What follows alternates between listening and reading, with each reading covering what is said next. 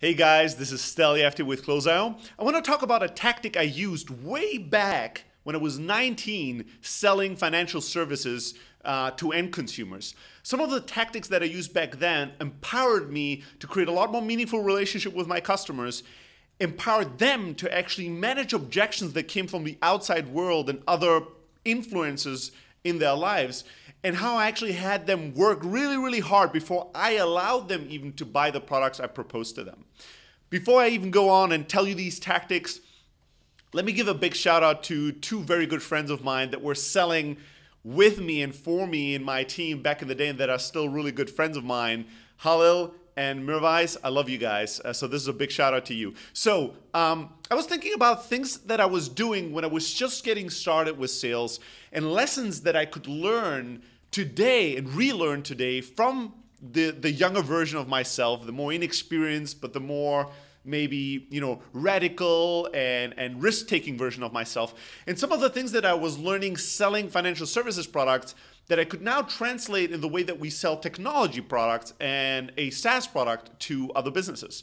And one tactic that I remembered was that when I would go out and sit down and make a presentation to a potential client on how they should actually invest their money and how to put sometimes tens of thousands, hundreds of thousands of dollars into certain financial products. What I knew was that, the typical dynamic between salesperson and person that's buying and customer is that the salesperson is like pushing, kissing the customer's ass all the time, being like slimy and sleazy. The customer is like protecting themselves until they kind of like wear it out and eventually they buy from you. But typically after they buy, they'll experience buyer's remorse.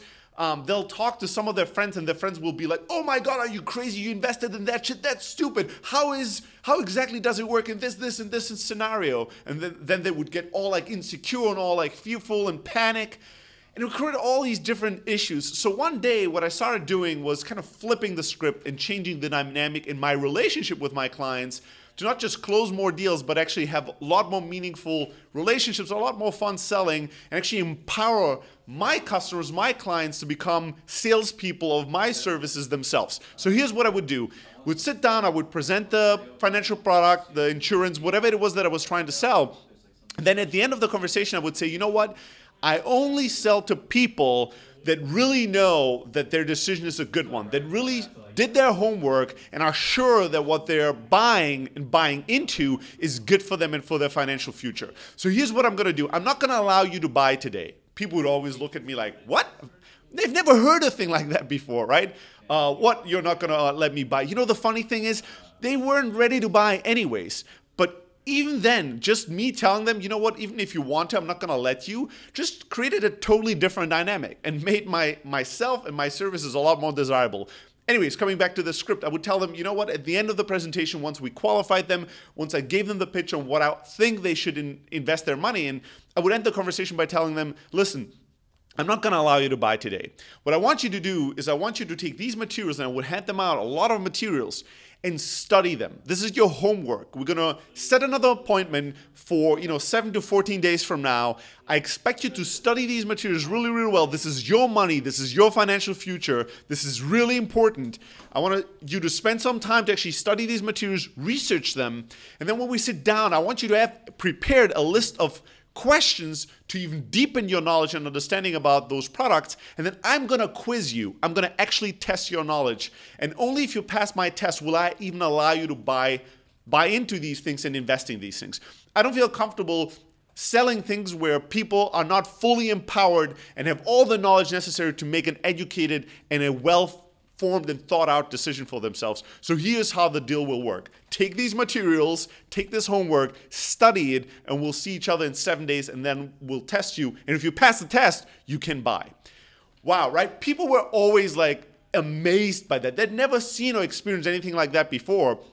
And it totally flipped the dynamic between sales guy and client into a mutual partnership, something where I actually was now the authority and they actually had to pitch me on why they deserved and should be able to buy these products and invest in these vehicles. So here's what happened. 7 days, 14 days later, I'll come back, I shake their hands. They'd be all nervous because sometimes they studied really hard, sometimes they didn't, and they started looking frantically through the material just before I showed up.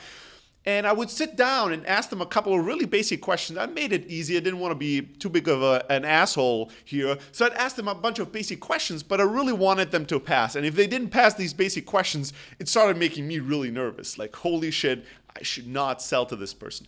If they passed through the basic questions, I started asking some more detailed, more depth-related, more difficult questions. And to be honest, most of the time they passed some of them, but they also failed a bunch of them. But that didn't really matter. This is not school. This is not college. I really didn't want them to pass all those. I didn't keep track of things. All I wanted to do is I wanted to challenge them a little bit, change the dynamic of our relationship, but also make sure that they actually study a little bit more and get deeper knowledge about what they're actually about to do. So when they answered something in a wrong way, or when they didn't know the answer, I would give it to them and we would discuss it, and that interaction would dramatically deepen their understanding of the investment of the product or the vehicle that I was pitching them. After that, you would think that I would say, you know what, high five, you passed the test, here is the contract, sign it, let's do this, right? I'm a sales guy, I want to close the deal. No. Here's what I knew. I knew that once somebody buys, if it's a dramatic investment, a lot of times they'll tell about their investment to their friends, their family, the neighbors, people in their lives. And a lot of times people will create all kinds of anxiety and stress and create panic by challenging them on these investments. What? You invested in what? Are you crazy? Did you know that blah, John also did this in a similar thing and it totally he lost all his money? They'll create all these kind of stresses and make my customers, my clients panic, call me, try to get out of these deals, create all kinds of mayhem. So I wanted to prepare them for that. What was I doing? At the end, once they passed the test, I would start asking them really challenging questions. I would give them objections. But do you really think this is a good investment of you? I think a lot of people have lost money. What would you do if you go out and you tell that you've made this investment to your neighbor and your colleague, and your colleague tells you, are you crazy? They know 10 people that lost their money. What are you going to say? How are you going to respond to that objection? I would actually start prepping them on how to deal with objections from the outside world on their decision to invest.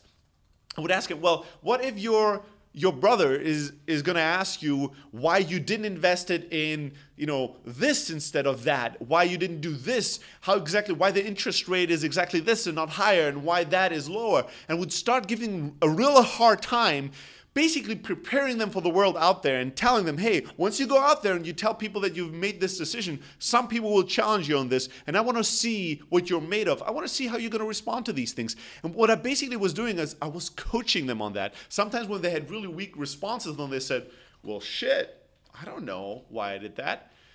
I would coach them and give them the answers and tell them, well, didn't we discuss X, Y, and Z? Wasn't the logical conclusion to do this then? And what about that? And they're like, oh yeah, sure. Well, so if somebody asks you, what would you say? Well, I would now tell them X, Y, and Z, and this is why I did it. So I would coach them, give them reasons, give them arsenal and material to actually go out there and be confident in their decision. So if somebody wanted to rattle them, they could tell them, hey, dude, back off. I know what I did. I know what I'm doing. I have real knowledge, and here's my answer. And I've already practiced it before with somebody else. So that basically empowered them to become salespeople of the product, but also it empowered them to not get rattled so quickly and then try to churn or get out of the deal. You know what that did? Once they passed the test and once they learned how to manage objections from the environment, at the end of the conversation, our relationship was a completely different one. What do you think? Once they went through all that exercise, when I was telling them, you know what? I think you're ready to buy. I have real confidence now in you as a client. Let's shake hands. Let's do this together. What do you think people did? And how do you think people felt? And when they signed, you know that feeling when you sign something significant and you feel that anxiety building up and the voices in your head starting, creating doubt? Was that a good decision? Did I mess up? Did I ruin everything? What do you think did these guys have? And what was their experience when they signed a contract with me back then? Yeah, a pretty different one, right? They signed and they actually looked at me with a smile And they were actually proud. Pride and like, I think I'm really smart. I think I work with somebody that's really smart. Like pride, empowerment, they had a completely different experience. What do you think happened 1, 2, 3 days later when they were out there and they told a colleague about the amazing decision they made and the incredible investment they made and this guy they work with, and somebody wanted to give them shit and challenge them? What do you think they felt in that moment? Yeah, those guys were actually happy. Like I got calls back in the day of clients telling me, you know what, Stelly, you won't believe it. Blah, blah, blah said to me, blah, blah, blah. And this is how I said what I said back. They were proud that they were able to actually stand that ground, be confident, and actually know more than their environment and people and their doubters and haters about what they just did. It made them feel pride. And a lot of times it created references for me. These doubters and haters were so like taken back that they weren't able to rattle them, and that they seemed to know what they were doing, that they wanted in on the action too. They wanted to talk to me. They wanted to invest in the same things. It created a completely different dynamic. Not only did I close a lot more deals, I closed them in a lot more enjoyable fashion. It was a lot of fun, and it created completely different relationships. So I want you, when you sell your product, service, company, whatever it is that you're selling, it doesn't matter if it's a really complicated technology, if you sell drones to governments, it doesn't really fucking matter. At the end of the day, I want you to step back and think big picture. How can I change the dynamic? What are the types of dynamics in my market between people who try to sell something and people who buy that are dysfunctional? And how can I change it? How can I create a relationship where we see eye to eye? And how can I create scenarios where not only do I have to pitch myself and my services, but these clients, prospects, potential customers have to pitch themselves back to me?